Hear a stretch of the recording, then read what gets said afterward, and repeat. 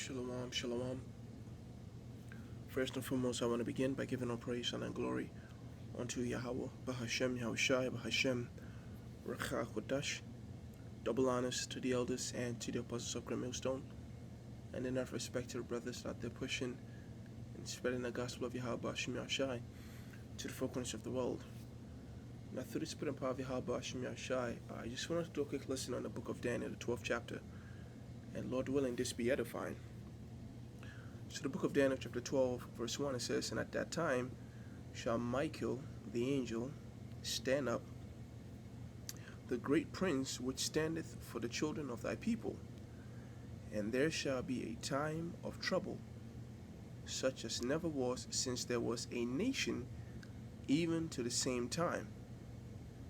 And at that time thy people shall be delivered, every one that shall be found written in the book."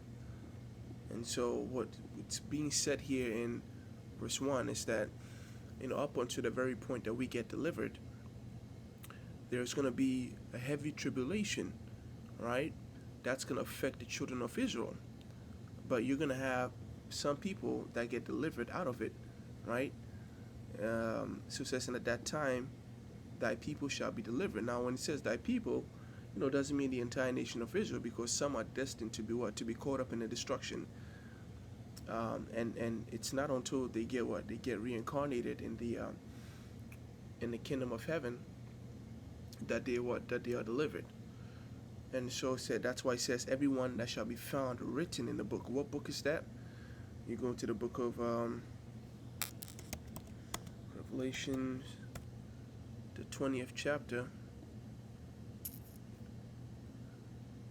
It talks about it, right? From verse 11, it says, "And I saw a great white throne, and him that sat on it, from whose face the earth and the heavens fled away, and there was found no place for them.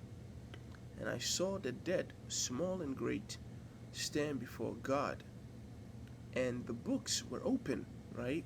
The same book that's being read here in Daniel 12 and 1. But there are, as you're going to see, that there are many books. That's why it says books were open. And another book was open, which is the book of life. And the dead were judged out of those things which were written in the books, according to their work. And the books, represents the deeds of men, right? The account of this world, this age, right? And even pre-flood period. All these things are written, and it's not until the prominent men, right, the principal men, as is mentioned in the book of Micah, the 5th chapter, it's not until these men the elect, let me put it that way, these elect, they're the righteous men and women and children in Yahweh Bahashem Yahushai, it's not until they get delivered, right, that a new book of life is going to be written with their name in it. So they're going to be the forefathers of a righteous kingdom, right? I guess the the image, right, or the image of righteousness, ruling under Yahweh Shai, right, and the apostles, right, and King David. Those are going to be what? Those are going to be the ones that are written off in the book of life. And so the difference in the other books, which does not pertain to life, and their book, a specific book of life, is what's being referenced in the book of Daniel, the 12th chapter, verse 1. All right? So everyone that shall be found written in a book, which are the righteous Jakes. Verse 2, it says, "And many of them that sleep in the dust of the earth shall awake, some to everlasting life, and some to shame and everlasting contempt." I don't know if we finished up on yet. We didn't finish up on 20. It says, "And the dead were judged out of those things which were written in the book." The same dead is what the book of Daniel 12th chapter is talking about. Those that sleep in the dust represents those that are dead, right? Because you are in the grave. And it says, "And the dead were judged out of those things which were written in the book, according to their works.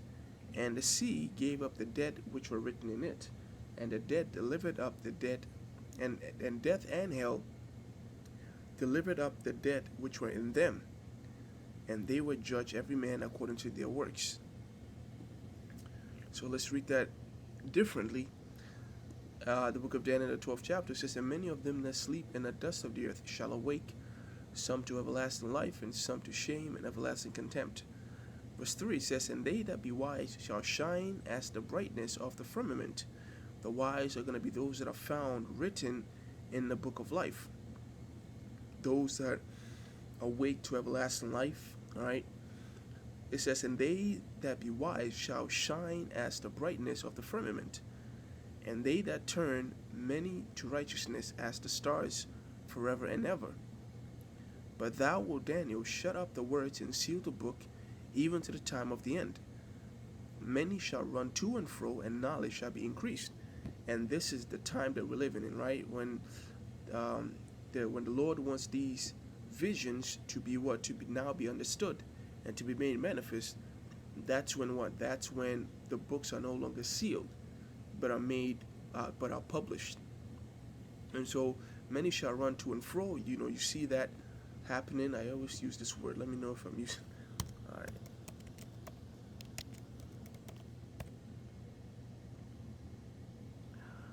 Right, globalization is the process of increased interconnectedness and interdependence among countries, primarily through exchange of goods, services, capital, information, and culture.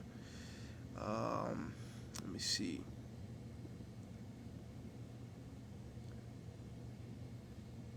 Advancement in communication and transportation technologies have made it easier and faster to connect people and businesses across geographical boundaries. All right, and so this is the people running to and fro. I was a little worried there when I first read it. But yeah, it's exactly as I thought. The actual movement of people is part of globalization. It's just the idea or the reality of people being connected, much more connected than they were in ancient times. And so this is what the people shall run to and fro means. And knowledge shall increase, right? Just like we read, because of the increase in technology and communication, the advancement of communication and transportation. These are all knowledge being increased. All right. You look at the how the military has changed. You look at the different kind of bombs that are being created, the different aircraft, the different kinds of tanks, your cell phone, your television, whatever kind of electronic equipment you use. And not just anything that's electronic, but sometimes even the mechanical things are being improved as well. The clothes that we wear, it's much more easier to produce. Even how we extract resources from the earth, because of knowledge, we found better ways to extract more resources than we ever could have in prior times. And we've also found ways, to use certain resources that would have not been necessarily useful to us in prior times, like uranium, for example, or like oil. And oil in ancient times, oil was, like the bitumen, you use that for building bricks. But now, because of an industrialized society, oil is much more useful. And there's so many things going on in this world, and it's just because knowledge has been increased. And this level of advancement has only happened in recent centuries.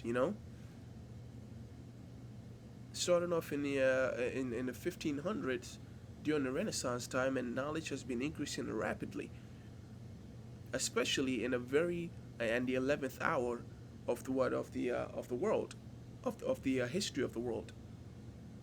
It's been rapid. The closer we get to the day of the Lord. And so many shall run to and fro. And so this is the times that we're living in right now. That's why it makes sense for none of the prophetic scriptures to be sealed. We're supposed to have an understanding of them all. So don't let these Christians try to pull that shit on you, right?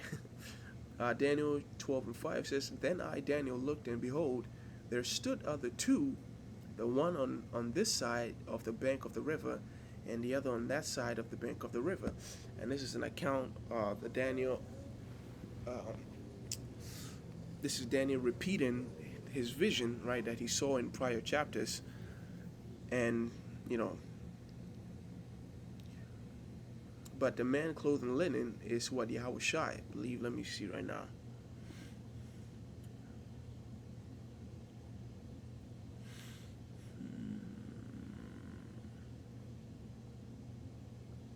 Right. So Daniel chapter 10 verse 5 says, Then I lifted up my eyes and looked, and behold, a certain man clothed in linen, whose loins were girded with fine gold of Ophir. His body was like the beryl, and his face as the appearance of lightning, and his eyes as lamps of fire, and his arms and his feet in color to polished brass, and the voice of his words like the voice of a multitude. So he's seeing Yahushua. The reason being is, Daniel the 10th chapter, he doesn't describe anyone else, right? Let's see.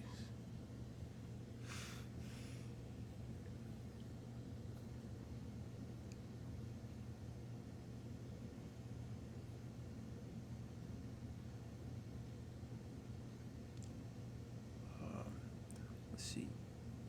So Daniel the 12th chapter, he describes Yahushua, right? He describes him having, the appearance of lightning, and his arms and feet are what's it called? It's melanated. It's like, it looks like a melanated skin. Let me put it that way. They don't have he doesn't have flesh and blood, but he's likened unto a so-called black man. All right, and so this is what he's seeing. The man clothed in linen is what he is described in the 10th chapter. And the reason it makes sense that he's talking about Yahweh Shai is because, like Daniel says, he sees many angels, but the one that struck out to him that he had to describe was the man clothed in linen. All right, and obviously Yahweh Shai is the one that stands out. It says, and one said to the man clothed in linen, which was upon the waters of the river, How long shall it be to the end of these wonders? Right. So one of the angels, asked Yahweh Shai, what's gonna be the how long shall it be to the end of these wonders? Let's look at that in a different translation, so it's easier. It's pretty straightforward. It says, how long will it be before these astonishing things are fulfilled? And remember that up until this point, up until Daniel the 12th chapter, Daniel has been seeing a lot of visions. There are a lot of things that have unfolded, and a lot of those things have happened in his time. It talks about the Persians, it talks about Ptolemy. I mean, they talk about the Babylonian rulership, the Grecians. There's a whole lot of visions that Daniel saw. And so, verse 7, it says, And I heard a man clothed in linen, which was upon the waters of the rivers, when he had held up his right hand and his left hand unto heaven, and swore by him that lived forever, that it shall be for a times, and half and an half. And when he shall have accomplished to scatter the power of the holy people, all these shall be fulfilled. So the very end of prophecy is gonna what? It's gonna end. It's gonna happen for a times, and half, right? And half. It's a tongue twister right there. And this talks about the final, or at least the culmination of all the prophetic scriptures, the final, last great prophetic prophecies that have to come to pass, like the MOTB, World War III, the persecution of them, of the men of the Lord, the great insurrection upon the Lord, upon the men of the Lord, the Jacob's trouble, all these great, the deliverance, all these great prophetic things will happen. Let's see if they're gonna word it right in different translation.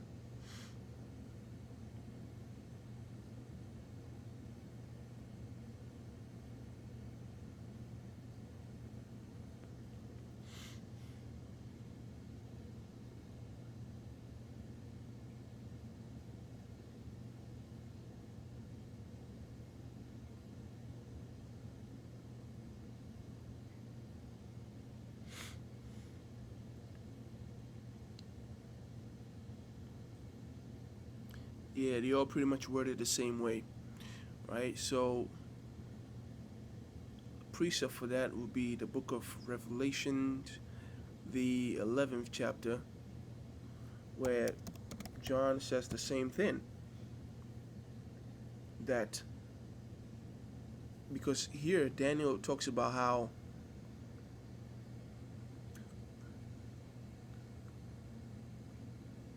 it's that this time period, a time, times, and half a time, will happen when he shall have accomplished to scatter the power of the holy people, right? So, what does that mean? When the scattering of the holy people has finally come to an end, and we are living in a time the nation of Israel has been scattered throughout the four corners of the world, and that scattering is finally coming to an end. And so this last major prophecies will go on for a time, times, and half a time. I hope I'm making this very clear. I think I am, but I don't feel as though it's very difficult to move on when you're not getting a response. But I'm pretty sure I'm making this as clear as possible. This vision, right? The response that Yahushua gave was that this vision will go on for a time, times, and half a time. And when he shall have accomplished to scatter the power of the holy people. So when our captivity is finally coming to an end. Let's read about that in the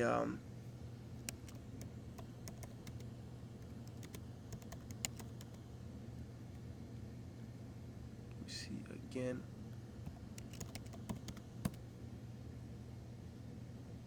Oh, come on.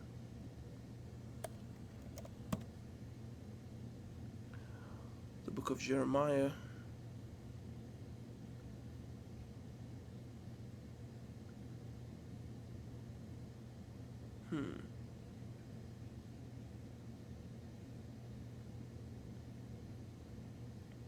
All right, the book of Jeremiah, chapter 30, verse 3, it says, again, the same thing Jeremiah is seeing. For lo, the days come, saith the Lord, that I will bring again the captivity of my people Israel and Judah, saith the Lord Yahweh. And I will cause them to return to the land that I have given to their fathers, and they shall possess it. So a time is coming when the Lord is going to bring to an end our captivity of the entire tribe. Right? You ain't just going to have Judah in the land and then the rest of the nation are still scattered like these small hats will let you believe. So the Yahweh Shemashah is going to deliver the entire nation as a whole. But before he does it, that last moment of our captivity, what's going to happen is, and these are the words that the Lord Yahweh spake concerning Israel and concerning Judah. For thus saith the Lord Yahweh, we have heard a voice of trembling, of fear, and not of peace. Ask now, and see whether a man doth travail with child. Wherefore do I see every man with his hands on his loins, as a woman in travail, and all faces are turned into paleness. The same thing is what Daniel mentioned, right? That great time, that last moment of our deliverance, when before people get delivered, there is going to be a time, a trouble such as never, right, was since there was a nation. The prophets are saying the same thing over and over again, but everyone just used different words, but they all in spite of the Holy Spirit. And so that's why it says that a wise man will be delivered, right? Let's bring it up a little bit. And they that be wise shall shine as the brightness of the firmament. Now, how are you wise? You are wise when you can put these pieces together, when you can connect these puzzle pieces, when you can make sense of it all. Because those that are not the wise, as the scripture is going to put it, they because they're wicked, they shall never understand. All right? So, again, in our last captivity, there is going to be, this time is referenced. So we're going to go to that reference time in the book of Revelations, the 11th chapter. So concerning the two witnesses is what it's northern and the southern kingdom. He was given me a reed like unto a rod, and the angel stood saying, Rise and measure the temple of God and the altar, and them that worship therein. All right, the temple represents the nation of Israel. But the court which is without the temple, leave out and measure it not. Measure it not, meaning don't take care of for it, right? Don't try to do any work on it. Because what? For it is given unto the Gentiles. That part represents the Gentiles. and the holy city shall they tread underfoot 40 and 2 months. So there's a separation, right, between them in terms of the Lord choosing them, and a separation in terms of conflict, right? So it says the holy city, the temple, shall they tread underfoot 40 and 2 months. When you break down 40 and 2 months, you get 3.5 years. It says, and I will give power unto my 2 witnesses, and they shall prophesy 1,260 days, clothed in sackcloth. And we are doing that. We are fulfilling that today. When you see the men of the Lord out there in the highways and the byways and the garments, we do the work of the Lord in what? In mourning. Like, we do it happily. We are glad to be counted worthy to suffer for Yahweh Shemeshai, but nevertheless we are suffering, right? Because we are hated of all men. People don't want to hear us saying that the world is going to be destroyed, right? So, prophesy in sackcloth, it says, these are the 2 olive trees and the 2 candlesticks standing before the God of the earth. So forward, it describes us. Now it goes on to describe the 2 witnesses by deeds, right? And we know that no nation or any prophet of any nation was able to send fire from heaven like Elijah did, right? Or even shut heaven like Elijah did, that it rain not, or even turn the waters into blood like Moses did. So just from these descriptions of actions alone shows you that it's talking about Jake. Moses will represent the northern kingdom, and Elijah will represent what? Moses represents the southern kingdom, and Elijah will be a representation of what? The northern kingdom. And like I said, even though it's describing the entire nation of Israel, and even though this event that we read here describes the actions of just 2 men, you got to understand that the glory of the Lord glorifies the nation of Israel as a whole. Even if one prophet, has the ability to do these deeds, ultimately that man is exalted by his exaltation. Eventually encompasses the entire nation of Israel. But it says here, when they have finished their testimony, the beast that ascendeth out of the bottomless pit shall make war against them. So, and shall make war against them, and shall overcome them and kill them. And we've been suffering under this devil since what? Since slavery. Since this man came into power in the 1500, since he came over to the Americas, and he made war against the natives, and he killed them and he tortured them, and they sought to exterminate them. When they went into the interiors of Africa and they brought Jake over and made slaves of them, right? And some of them that fled into the mountains, into the Caribbean, and all these things. He made war against the nation of Israel, and they overcame. The Lord gave them the ability to overcome. And for a long time, our dead bodies lie in the streets of the great city being America, which spiritually is called Sodom and Egypt, right? America being the headquarters of all this rainbow movement, and Egypt being America establishing its empire from what? From slavery, where also our Lord was crucified. So it says, and they of the people, kindreds and tongues and nations shall see their dead bodies 3 days and a half, and shall not suffer their dead bodies to be put in grave. And so the same thing that was said here in verse 3, right? They shall prophesy 1,260 days clothed in sackcloth. We are doing that now. But it goes back and it says the same thing again. After 3 days and a half, they shall see their dead bodies 3 days and a half, and shall not suffer their dead bodies to be put in grave. 3 days and a half is 3.5, right? 3.5. But it speaks in terms of years. 40 and 2 months, 3.5 years. But it speaks in the terms of what? Years, like hundreds of years. Let me put it that way. Let me see. And after 3 days and a half, the Spirit of life from God entered into them. And they stood upon their feet, and great fear fell upon them which saw them.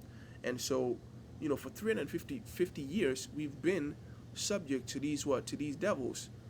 But up until that point, when that 350 years was completed, what happened? The Spirit of life from God, His truth entered into us.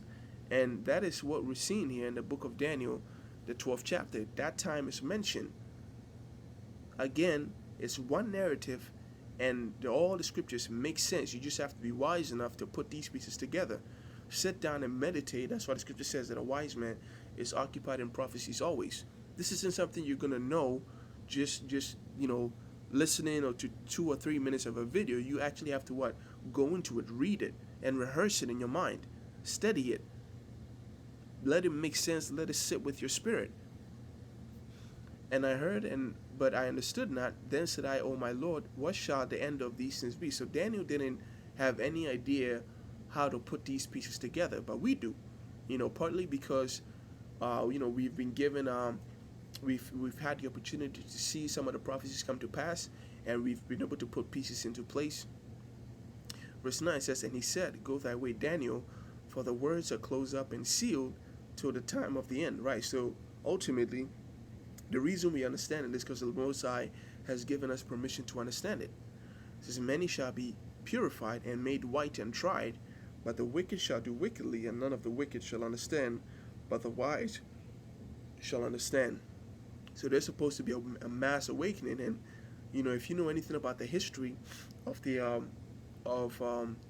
this ministry, beginning with our elders and their elders, you find out that the school started, like, this whole ministry started off with a small group of people, and now it grew, and there's a mass awakening. But you not only have to be awakened, but you have to be purified and made white and tried and overcome. Right? There's a whole process to this thing. Simply knowing it's not the end, and simply enduring for a while is not the end. You must overcome. But the wicked shall do wickedly, and none of the wicked shall understand, but the wise shall understand, showing you that the Most High isn't really concerned with everybody. He's just focusing on his elect, those that are predestined to be delivered in the last days, those who take their salvation seriously.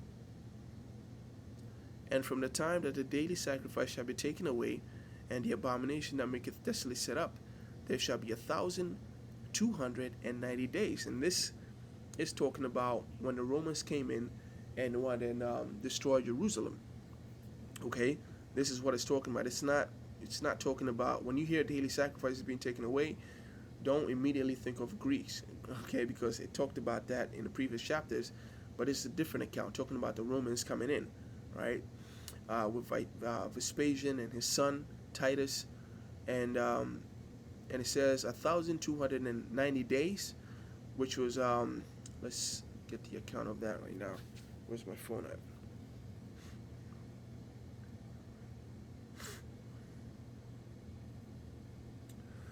The Jewish-Roman Wars begin in 66 AD to 74 AD, right? Beginning with Cassius Florus. You can just type that in, First Jewish-Roman War, or Jewish-Roman War, or whatever. It's going to pop up in Wikipedia, and it'll just give you a rundown of the history, and pretty much that, let's see.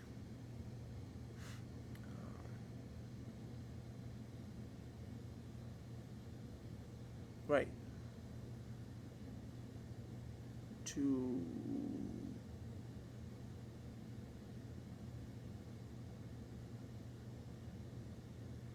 So 67 AD, beginning with Vespasian, all up until Herod Agrippa, of I think Flavius Silver. It's like 7 years, right? And that's the timeline that we're seeing. 1,290 days, and then it says, blessed is he that waiteth and cometh into the 1,305 and 30 years, right? Because it's gonna take place in a span of 1,290 days, which goes into 3, right? I'm doing the calculations on my phone, 3.5 days, and then this was 1,335 divided by 365. Yep, 3.6. You put 3.6 and 3.5 together, and you get just over 7 years. So that was the 7-year war tribulation, that already happened in you know in ancient days, right? And so this is what this event is talking about. And blessed is he that waiteth. Let's look at the word waiteth.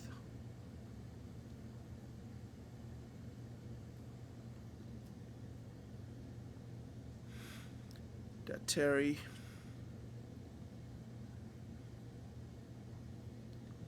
To adhere, to await, too long, to tarry. Right? Because, when you believe in Yahweh Bashim Yashua, you anticipate for prophecy to come to pass. You accept it, and all you do is what you, just like we're doing now. We're waiting for all these prophetic scriptures to be accomplished.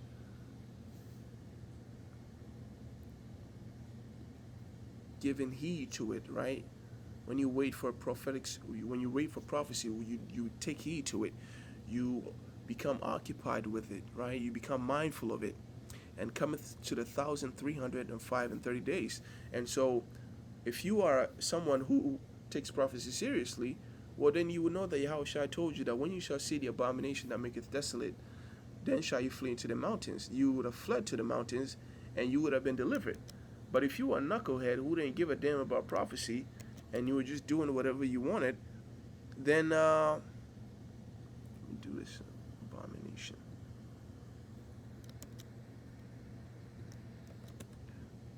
Then you got caught,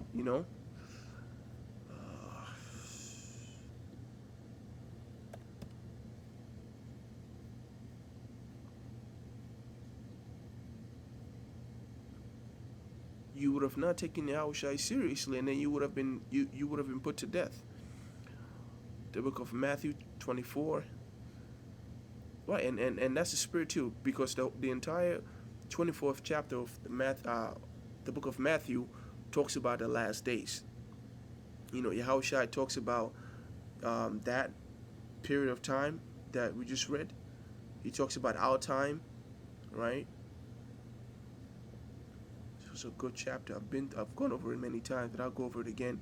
He also references Second Ezra, right? All these at the beginning of sorrow. Second Ezra, the 16th chapter or 15th chapter, if I'm not mistaken. And right, but he that endureth unto the end, the same shall be saved. Endure means to be occupied in his word. And what? This gospel of the kingdom shall be preached in all the world for witness unto all nations, and then shall the end come, right? Because then the entire world know that the Hebrew Israelites exist, right? They are mindful of it. And, whether it's in this timeline or in a previous timeline, the work has been done, all right? And so Yahushua finishes up, and he says, when ye therefore see the abomination of desolation spoken of by Daniel the prophet standing in the holy place, whoso readeth, let him understand. Right? The wise shall understand, and none of the wicked shall understand. And so this is it, But go thou thy way till the end be. Right? So he's giving Dan, he said, all right, now it's time for you to, chill out. For thou shalt rest and stand in thy lot at the end of days, so you shall die and be reincarnated. What is his lot? His lot is a prophet. Daniel is a prophet. He was going to stand in his lot in the end of days. Who says reincarnation doesn't exist? So this was the book of Daniel, the 12th chapter. I hope this is edifying.